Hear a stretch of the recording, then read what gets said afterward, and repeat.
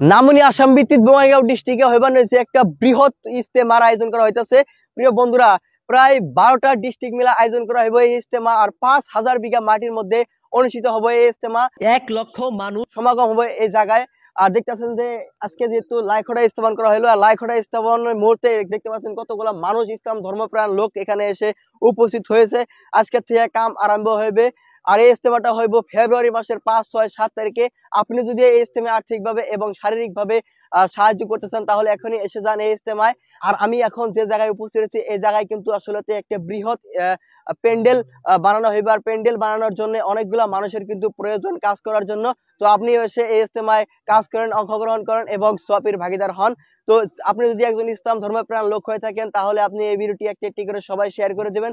আর একটি শেয়ারের জরিয়তে অনেকগুলা মানুষ কিন্তু এখানে কাজ করতে আসতে পারে এই ভিডিওটার জরিয়তে। তো আপনি শেয়ার করে দিবেন।